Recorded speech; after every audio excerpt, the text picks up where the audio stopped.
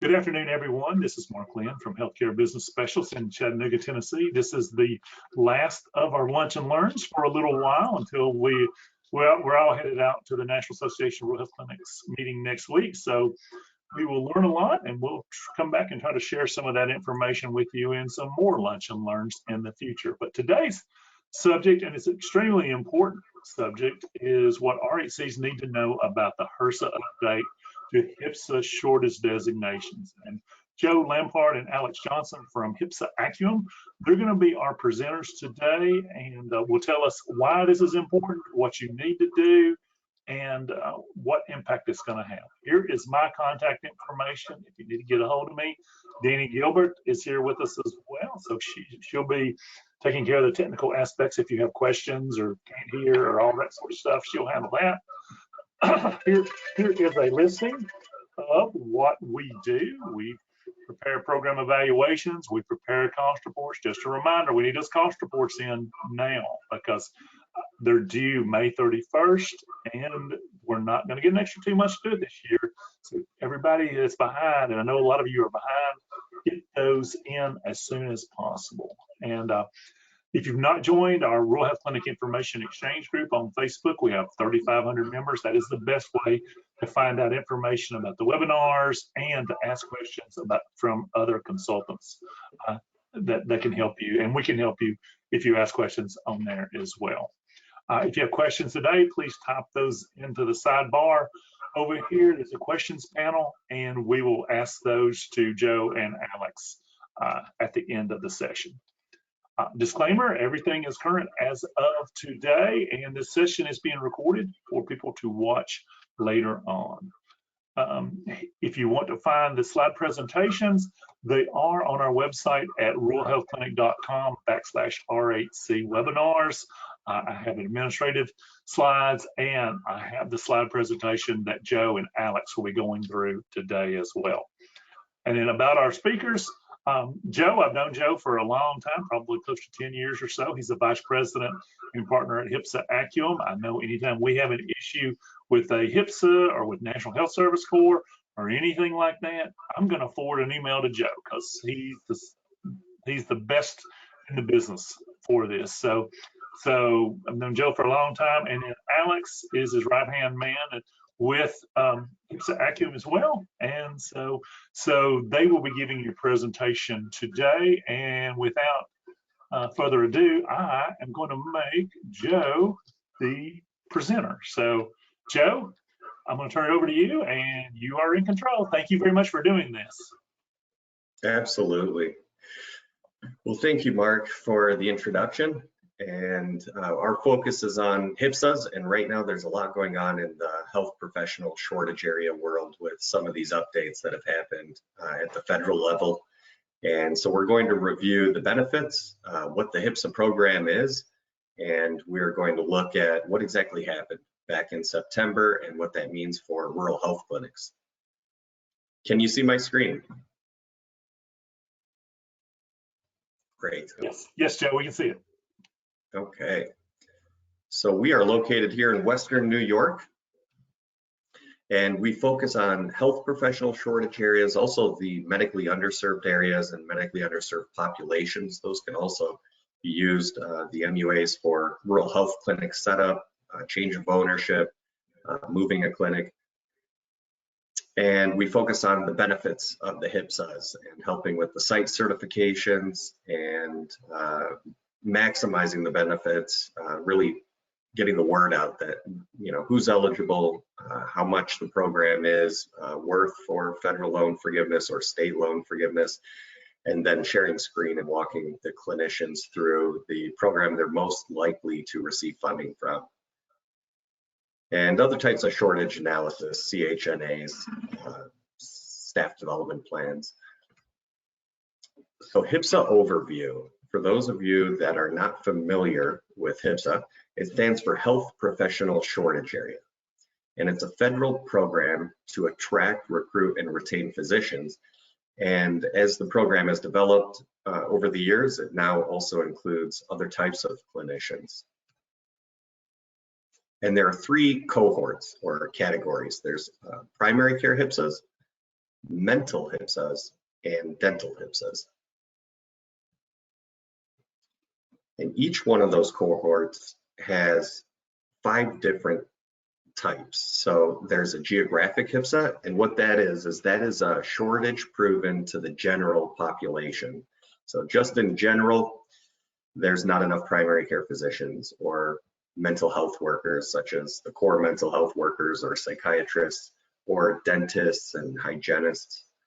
Then you can look at a more specific population and do a population HPSA, such as a low-income population HPSA, where you are proving there's a shortage to those under the 200% federal poverty level. Or you can, if there's a large enough population, look at the migrant workers, Medicaid, medically indigent, even cities can have a homeless population HPSA. And then rural health clinics have the added benefit of a facility HPSA. So you can prove you're in an area, you're designated, and you go through the National Health Service Corps program, you then can apply for a facility HPSA. And they often score higher than the area HPSA. So if you were in a county HPSA and you go through National Health Service Corps, you can apply for the facility HPSA. There are FQHCs, they automatically receive a facility HPSA, and then prisons can receive a facility HPSA. And lastly, certain states have the option for a governor's HPSA, and that is good for rural health clinic setup, but that is really the only benefit to the governor's HPSA. So each HPSA designation provides student loan forgiveness, J-1 visa waivers, so that's the recruitment of the foreign physicians, and National Health Service Corps workers.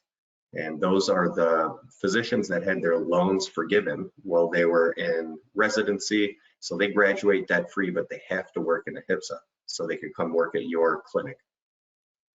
There are 40 state and federal grants tied to HPSA. And then of course, RHCs.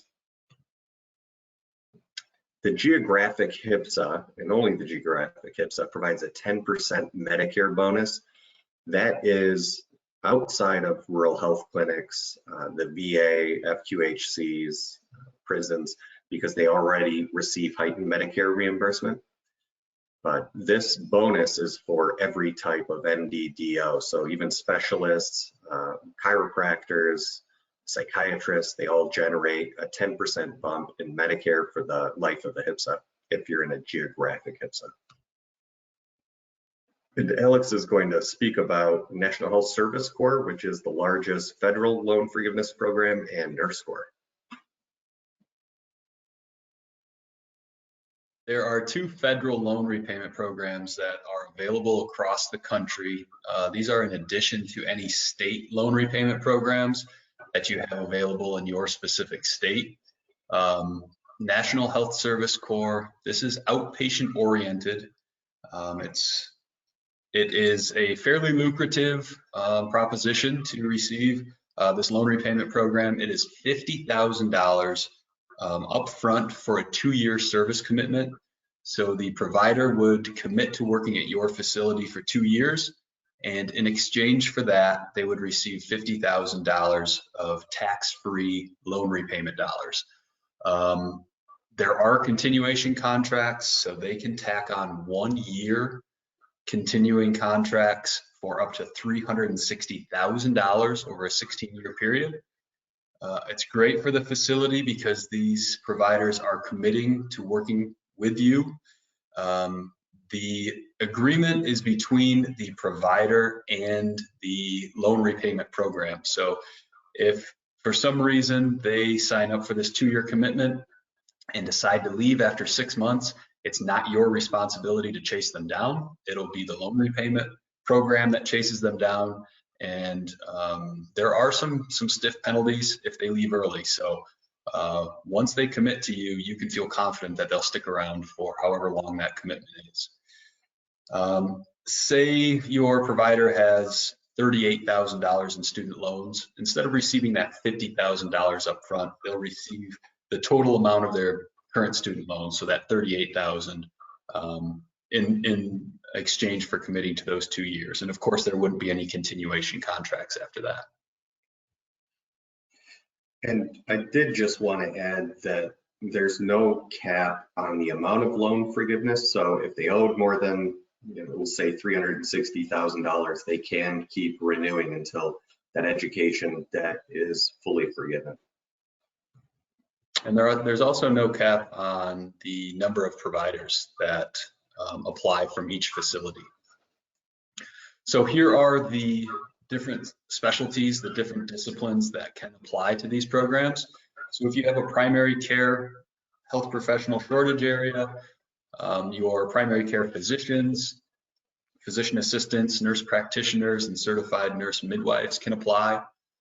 If you have your dental designation, then your dentists and dental hygienists can apply. And if you have your mental health HPSA, then psychiatrists, your core mental health workers, including psychologists, social workers,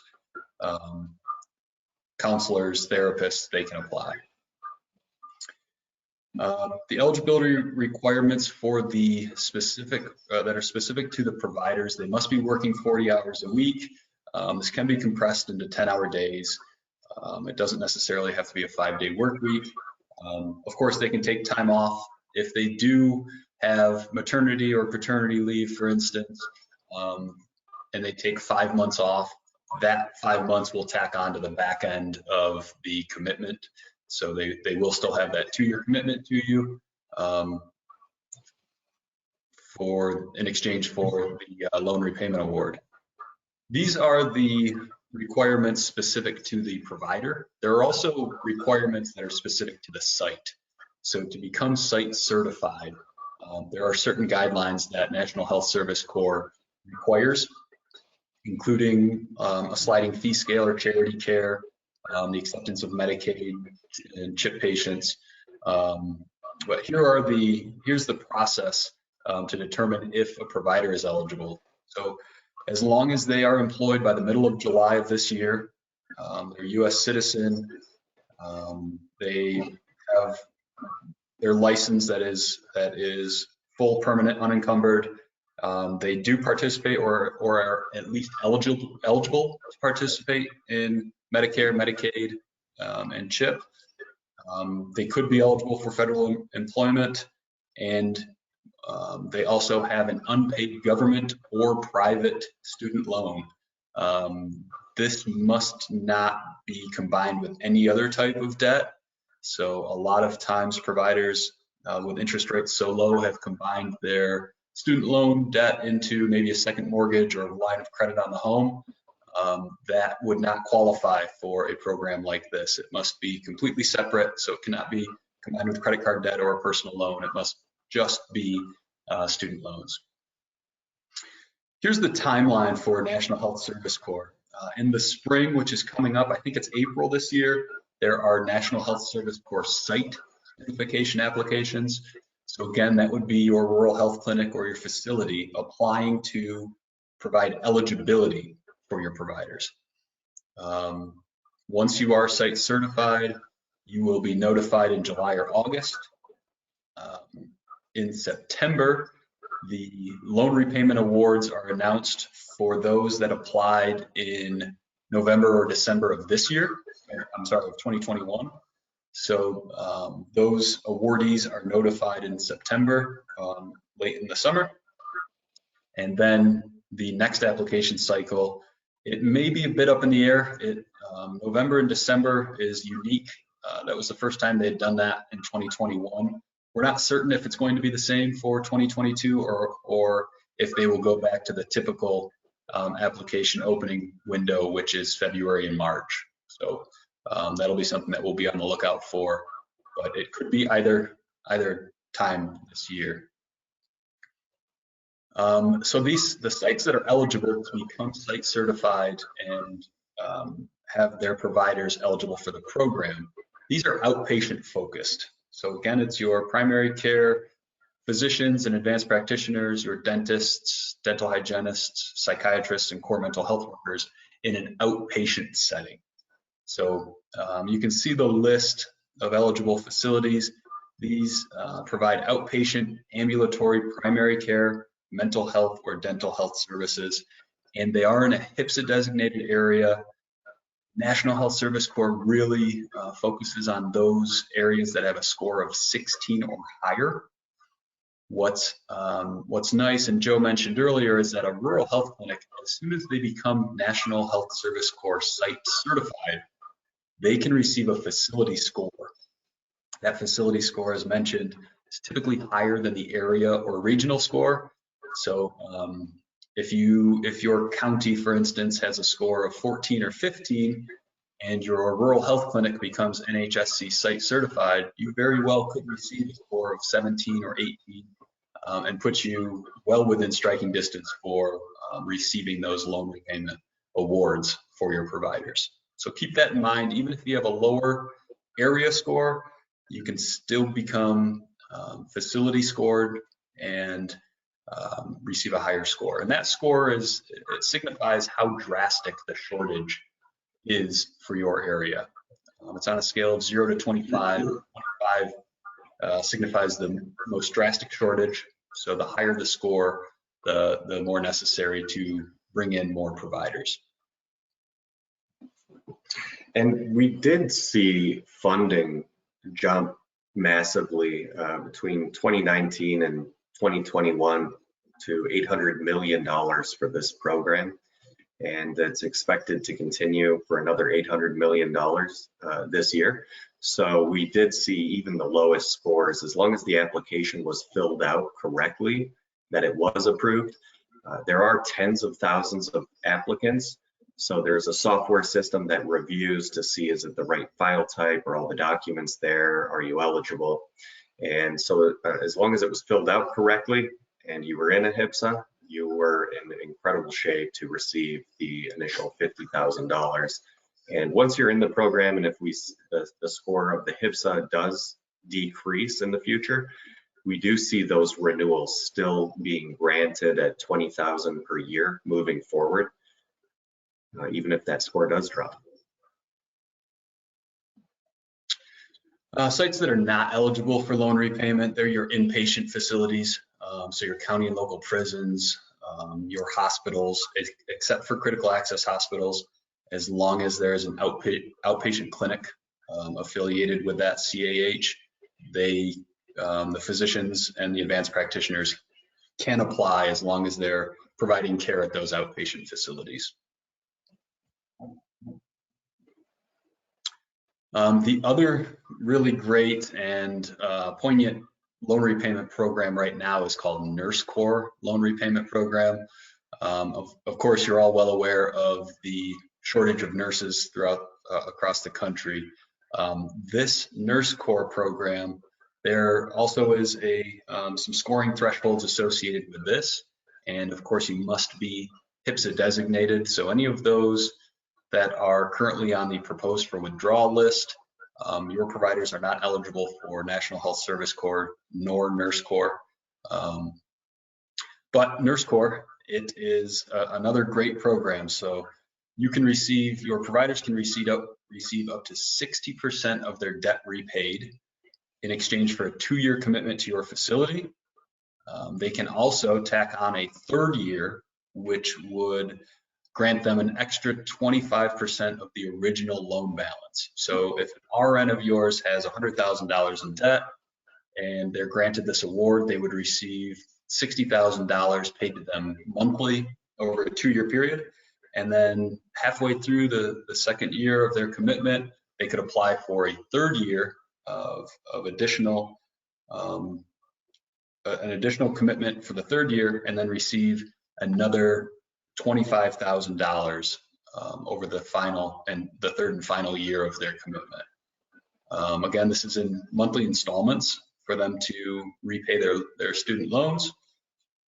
This is for your registered nurses, nurse practitioners, certified nurse midwives, clinical nurse specialists, certified nurse anesthetists, and nurse faculty. So you needn't even be seeing patients to receive this loan repayment program. If you have an RN that's doing administrative duties, he or she can still apply to this program. So eligible site types, again, this is more inpatient focused, but there are some outpatient facilities that are included on this list. So it's your hospitals, your rural health clinics, your urgent care centers, ambulatory surgical centers, home health agencies, dialysis centers, and your nursing homes too, including hospice as well. When we're looking at the funding delegation, 50% of it is for your nurse practitioners, 40% is going to your RNs and other APRNs, and then 10% of that is going towards your faculty.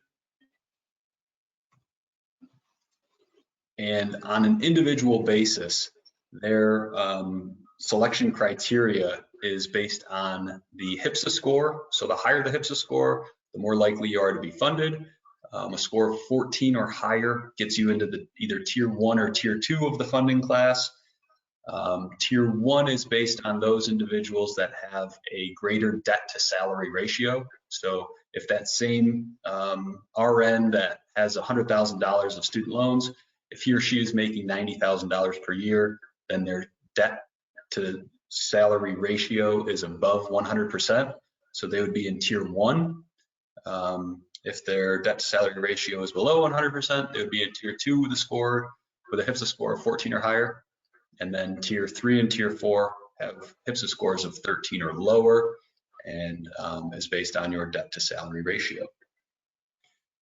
And that's when it's really helpful to know what the exact individual that's applying, where they're most likely to receive funding. So if it was an NP that was making $80,000 and owed $35,000, they, depending on the score, likely want to look at the National Health Service Corps or maybe a state loan forgiveness program if the odds of receiving loan forgiveness looked better.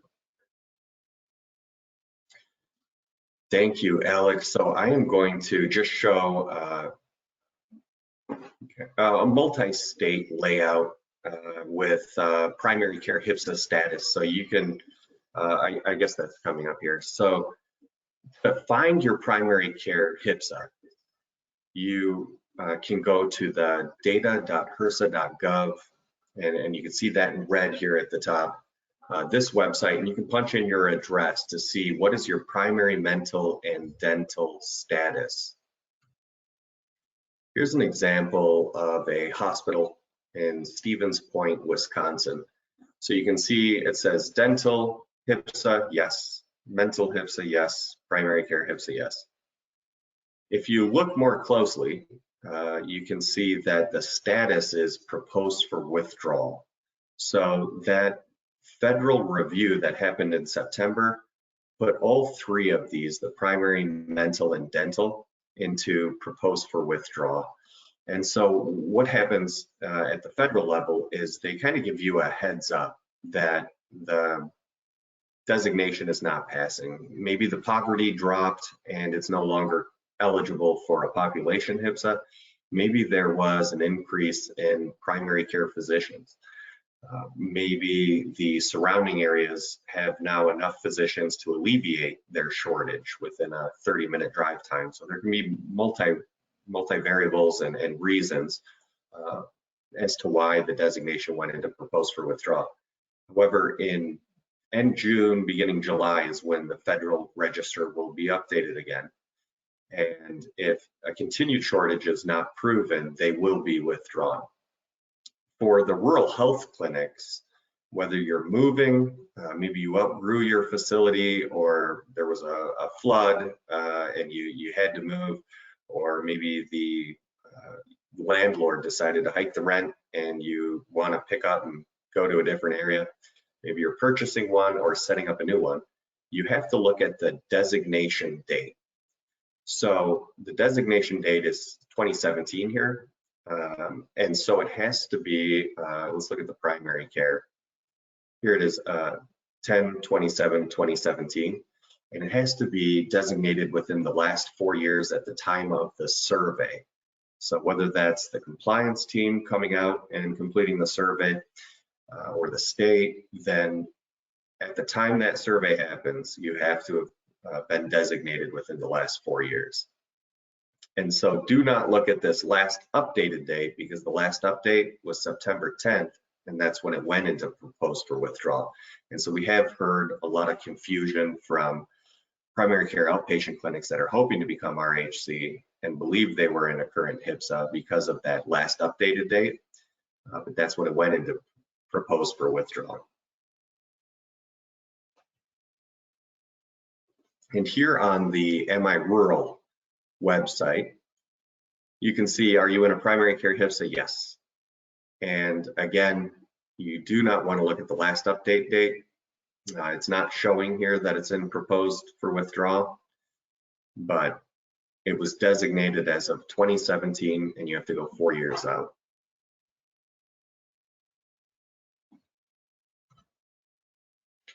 Here's a view of the primary care HPSA outlay in Arkansas, Tennessee, Mississippi, Alabama, part of Louisiana. And you can see in red, those are all proposed for withdrawals. A lot of them are full counties, but you can see in the larger cities, these are smaller designations based on socioeconomic barriers. And you can see how many of them also went to proposed for withdrawal. The green areas are population HPSAs, and as we discussed, they provide all benefits except for that 10% Medicare bonus. The bluish gray areas are geographic HPSAs, so in general, they do not have enough primary care physicians to see that resident civilian population, and so any MD, DO seeing patients there outside of rural health clinic, FQHC, VA are generating that 10% bonus. You can see quite a lot of these HPSAs went into proposed for withdrawal. And it was a massive lift for these states. They generally have 1 to, California has 4 people reviewing. All of the primary mental and dental designations. They also deal with National Health Service Corps, grants, visa waivers, so they wear many hats, and for them to review all 3 cohorts in a relatively short period of time, I mean, think of every city and every county in the state. It's a massive data pull to be able to get an accurate picture with all of the physicians and dentists and core mental health workers moving around. Here's a mental view. So these are mental HPSAs. The mental HPSA, it may not seem important if you're not providing any behavioral health, but these mental HPSAs can be used for nurse score at the rural health clinics. And so whichever score is higher, your primary or your mental, you can use that score. And so when you see, just massive swaths in certain states of their mental HPSAs going into proposed for withdrawal, those scores cannot be used. The day they go into proposed for withdrawal, you cannot find it in the portal to attach that HPSA score to your application as an RN or NP or CNM at a rural health clinic. And a lot of rural health clinics, especially if they're not attached to hospitals, are for-profit. And this nurse score program opened up to for-profits, and it will be open up for at least the next 4 years. So now is the time to utilize that and apply. We spoke briefly about J1 and H-1b recruitment. So these visa waiver physicians, they are completing their residency here in the US, and they could be from Canada, they can be from across, around the world. And when they complete their residency, their student visa expires about 6 months after that residency is completed. And if they can find work in a HPSA, such as at an RHC, they can receive a waiver where they do not have to return home for 2 years, is normally the requirement. And so they can stay here and they can bring over their spouse and their children, and the minimum requirement's 3 years to work in the HPSA. And hopefully after then, they have established roots and decide to remain in your rural community. The main federal program is the Conrad 30 program. And so there are 30 slots per state. We have seen in the past, even large states like Texas not fill all 30 slots. So it is worth looking into. And if you have not been able to fill your physician advertisement slot for with an American physician, then you can recruit one of these foreign physicians. And a third of those slots are reserved for specialists. We're going to go through just a few grants. So there are 40 state and federal grants tied to Hipsa. If you wanted to develop a residency, predoctoral, podiatric residency, graduate training, faculty development, there are grants out there. We see the grants average about 220,000. Grants for physician assistant and nursing programs, dentistry, mental health, allied health, special project related grants, faculty training projects in geriatric medicine. And these are both at the state and federal level, so there can be state grants for recruitment, retention, signing bonuses, insurance, mental health, clinical, and aid service related grants. SAMHSA grants to improve the quality and availability of substance abuse prevention, alcohol and drug addiction treatment, and mental health services. Grants for health administration traineeship, improve resource coordination and development of primary care offices, and grants for facilities to improve the health status of minority populations. This rural health clinic slide, you know all about it. You have to have a current MUA, current Hipsa in place that's been designated, not updated, but designated in the last 4 years at the time that that survey is completed. You can use a proposed for withdrawal as long as it was designated less than 4 years ago. And the benefit is that heightened Medicare, Medicaid reimbursement. And I feel like I'm preaching to the choir, but you know, before COVID, there was no cap on the provider-based rural health clinics. The last average I looked at 2 years ago was 245 per provider-based rural health clinic. Independent type RHCs pay enhanced Medicare reimbursement, and right now we're at 113 as of January 1st, 2022, and that is climbing $13 per year until we hit the independent RHC cap of $190.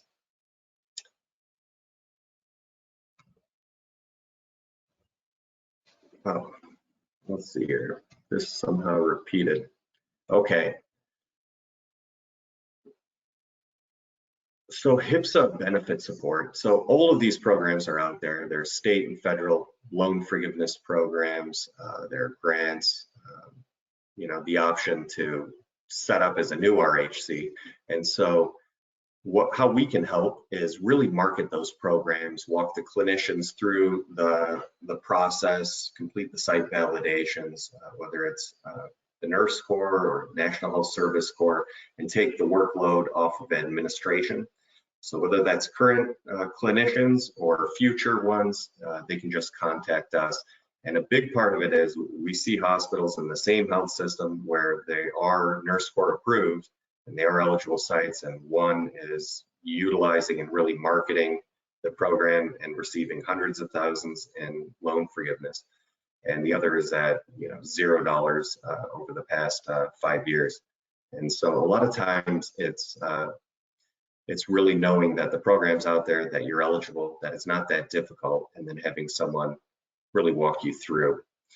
It's good to have a timeline. So this is an example in Kentucky. So when the Nurse Corps would be opening, when the National Health Service Corps loan repayment individual applications would be happening, when the site certifications would be happening.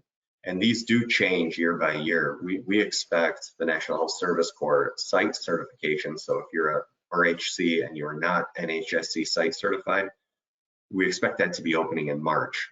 So here any day.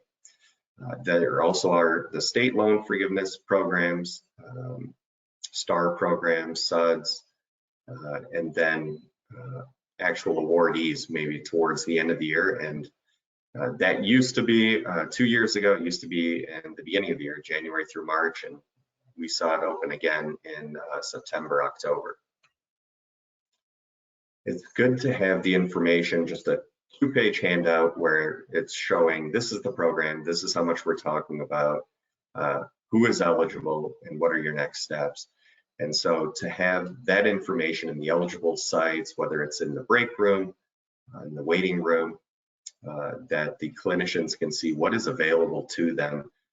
A lot of the physicians and especially advanced practitioners are carrying around a substantial amount of debt when they are also having the healthcare of individuals in their hands. So to have that weight of the education debt taken off of their back, or know that it is at least being dealt with and through a tax-free method, that is very encouraging for them. So good ways to get the word out.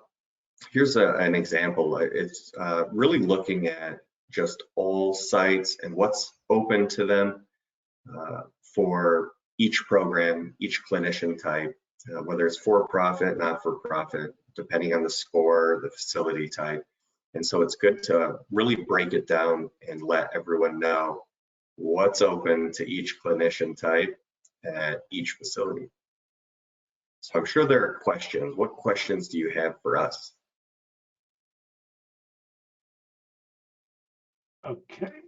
Oh, okay. Hey, Joe. Okay, Alex, thank y'all very much for that information.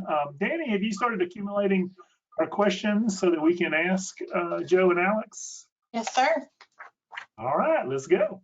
Okay. The first one says, just to clarify, if a provider has been approved for funding through a state loan repayment program, would they still be able to apply for the National Health Service Corps program?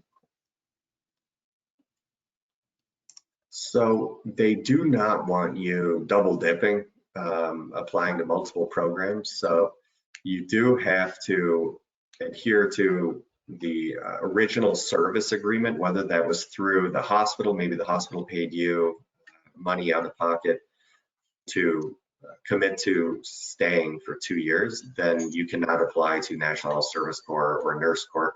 But we do see clients saying, we're gonna walk you through this program, and if you do not receive funding, then we will help with your education loans.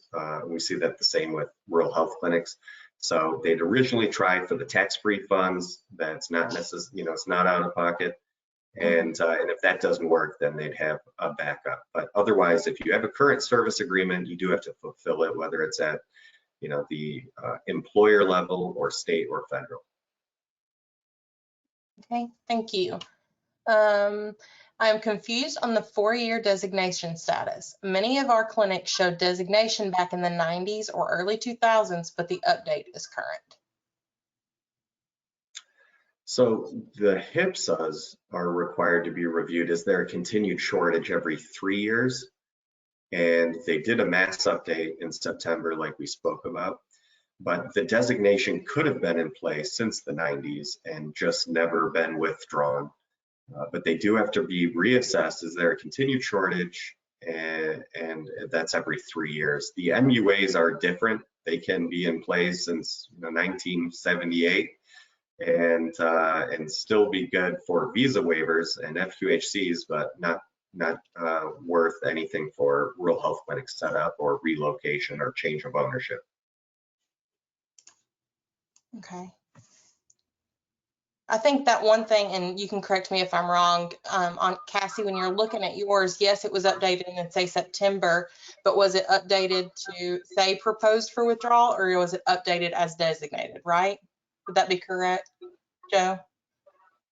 You're kind of looking at what the update says. If it was updated, but it doesn't say proposed for withdrawal, then she's good.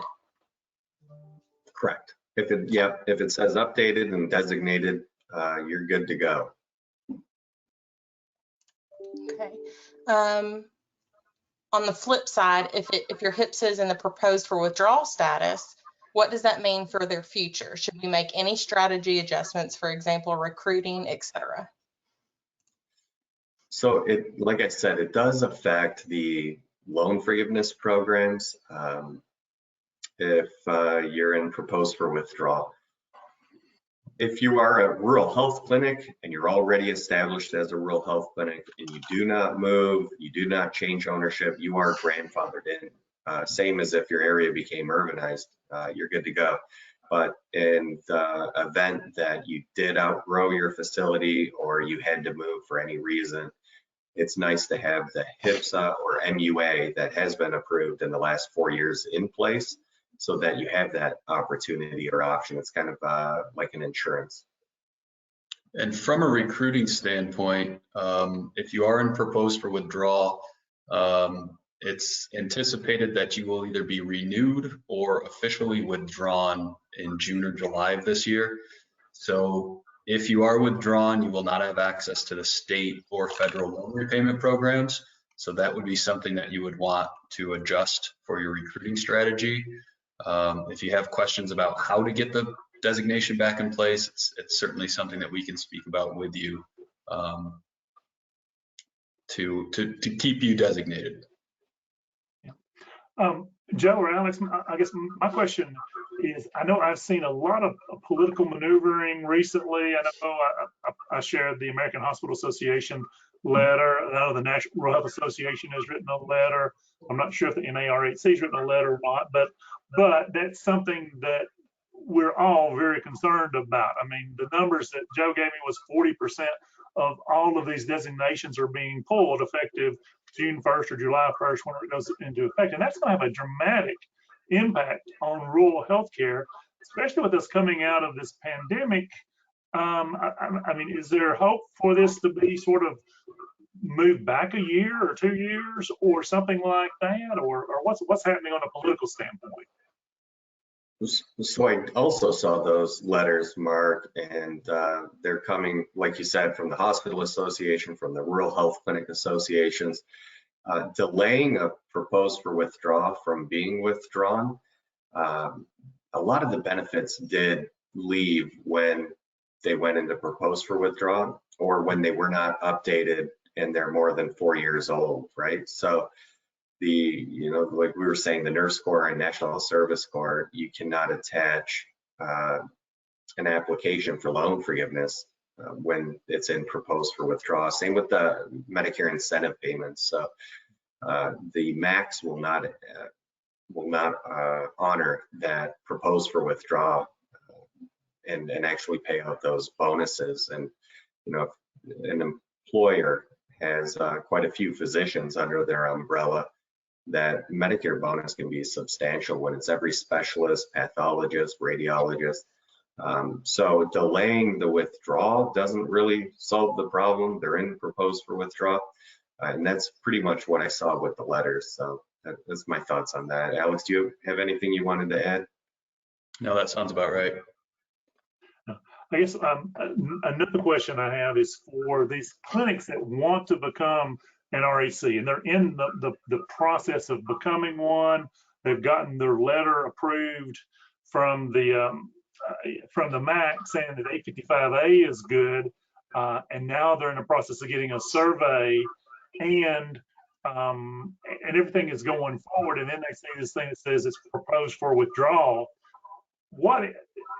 I guess my understanding of the impact is they're not going to be able to be an RHC, and then unless their 855A was approved before the proposed for withdrawal came about. I'm very confused on the timing of all of that. Joe or Alex, can you help me with that? So what I've been hearing from various RHCs that are trying to go through the process is that when they come to the survey, even if the 855A was approved, they do double check, are you in a current HPSA that was designated in the last 4 years? And then they're denied. And so a lot of them are coming to us saying, is there any way we can prove that there is a continued shortage and get this put back into place? Mm-hmm. Yeah, I know this happened to me, I guess once or twice in doing this 35 or 40 years is and I don't know if this rule still applies today, but the rule back in the day was the last step was when Medicare and the regional office issued the tie-in letter, they would look to see if your area was still in an underserved area or if it had been withdrawn. And at that point, if it was that status, they would not issue you a CCN number, and you'd spent all that money on us, on consulting, and then on TCT and Quad A to get them to that point, and they couldn't be an RHC. And that happened once or twice. But that sounds like what could happen to you today. So first thing you want to do is double check, just make sure that your area is not proposed for withdrawal before you spend a bunch of money going forward with this. I guess is the way I would tell our clients. Is that right? That's right. That's correct. Yeah. Okay, Danny, you got some more questions here? I see one about marketing materials, maybe. Yeah, Denise says, is it possible to order any of the marketing materials that you displayed for the various programs and customize them for our organization? It definitely is. So as you noted, it is dependent on score, on type, on area. Some states have incredible loan forgiveness programs that cover absolutely everybody, and others are biennial. And so it would be specific to the organization, but yes, that's possible. Okay. And then this is a fairly new certified RHC, and she said she's confused about the grandfathering of an RHC. We are in proposed for withdrawal, so can I apply for the National Health Service Corps or not? So you still can apply to become site certified, but if a clinician's applying and they're in proposed for withdrawal, I do not expect them to receive funding. It's at the time the applicant is reviewed. So they'll look at it and say, are they in a current HPSA that's designated, and make that determination. The benefit of being an RHC is that if you do go through the National Health Service Corps process and you are site certified, you can receive that facility score. And you can use that facility score for National Health Service Corps loan forgiveness. So even if that area HPSA disappears, you can still use that facility HPSA score. Jill, when is this application? You say this applications open up very soon for the facility applications, is that right? Yeah, it's Yes. within the next month or two, they anticipate this window being open. There are a lot of stipulations that need to be satisfied to become National Health Service Corps site certified. So be prepared to jump through some hoops to get your site certification. And it's definitely something we can help with if you're interested. Sliding fee schedule. I think that's one of the big ones that you've got to have to be in place ahead of time. So if you're thinking about doing it, talk to Joe or Alex soon so you can get that sliding fee schedule in place in a timely amount of time to do that. So let me ask this is a solely personal question here, but it's a daughter is 21. She's a junior in college. She's got a biology major, and I was looking up stuff at the seminar yesterday, a National Health Service Corps scholarship program.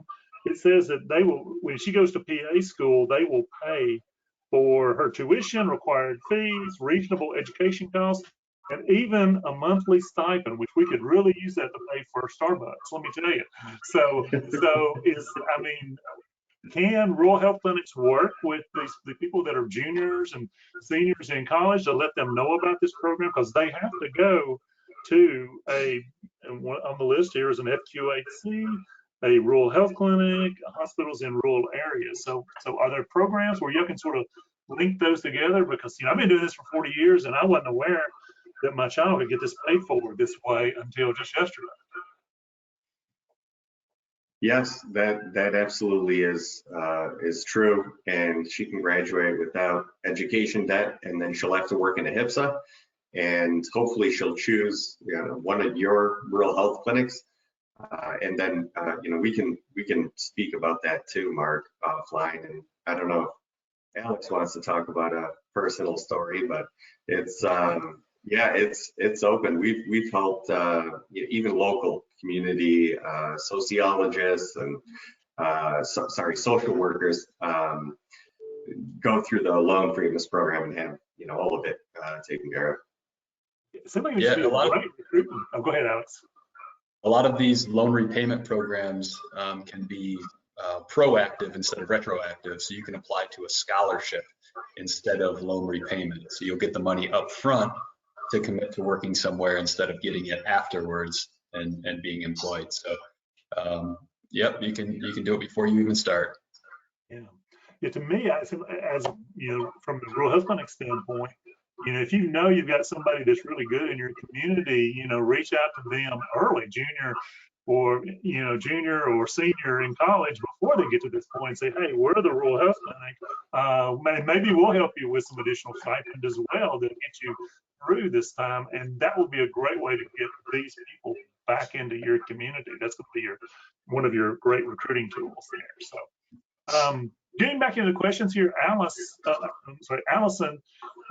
has the proverbial elephant in the room is what can be done to address the huge number of places in Tennessee that are proposed for withdrawal. If they're withdrawn, is there any recourse after the fact? Because Tennessee's going to lose huge numbers of shortage areas. And I looked at it just yesterday, and we had 8 or 9 pages of shortage areas that we're going to lose just in Tennessee. So is there something that can be done proactively, or is it just, you know, hire you guys and you guys can do your magic and get it back as a health professional shortage area, or what can be done? I think it's worth looking at your specific area, Allison. There are often times when we can step in and help provide the data necessary to get your designation put back in place. And if it looks to us like it's absolutely impossible to get a designation put back in place, we can tell you that. We'll let you know that the numbers are just not going to work.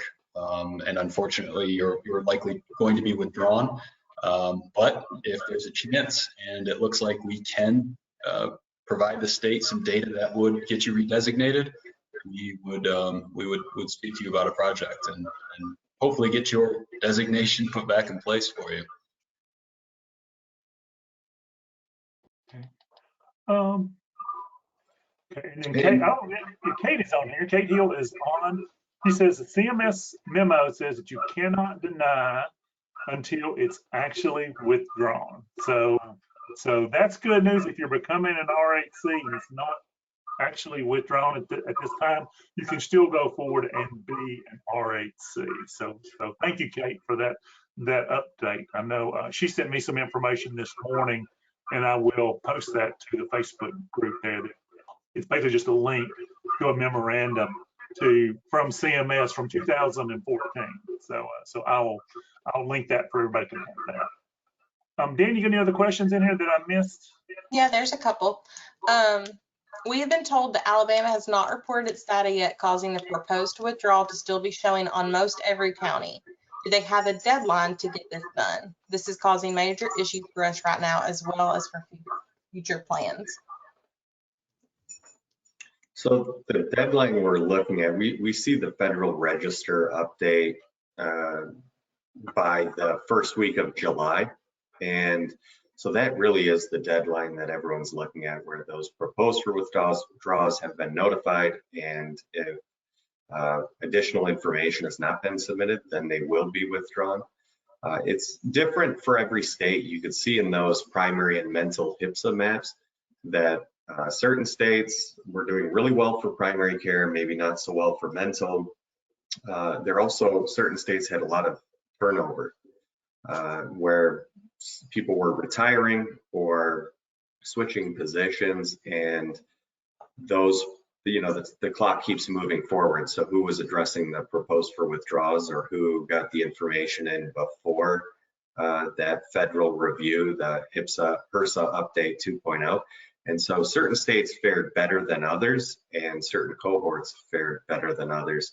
And the same thing will happen with this review of the proposed for withdrawals. Certain states will fare better and certain cohorts will fare better depending on what they focused on. Thank you. Does the facility HPSA ever need to be updated for an RHC outside of a change of location? For an RHC outside of a changeable location? Yeah, outside of a change of location, does the facility HPSA ever need to be updated? So once your National Health Service Corps as an RHC, your facility HPSA is automated. So you're good on that moving forward. Sometimes it's a leap of faith as an RHC to go through all of the National Health Service Corps site certification and with the expectation of being approved and then receiving the score. If you don't know exactly what the score is going to be, and maybe the area HPSA is low or in proposed for withdrawal. But once you are NHSC certified, that's one of the big benefits of being a rural health clinic, is that facility score and having that automated. I think we've got a couple left. Cassie said we were told by our state office that the proposed for withdrawal could change the census data coming out this month. Is that correct? So the census data will be changing. And so HRSA has a software that reviews these designations. And right now they're using a 2019 American Community Survey. And so that is the demand side, right? The demographic side is the demand. What is the population that needs services? And obviously that will change because it's a projection, and that will change. They're projecting in April to have that updated with the 2020 census data.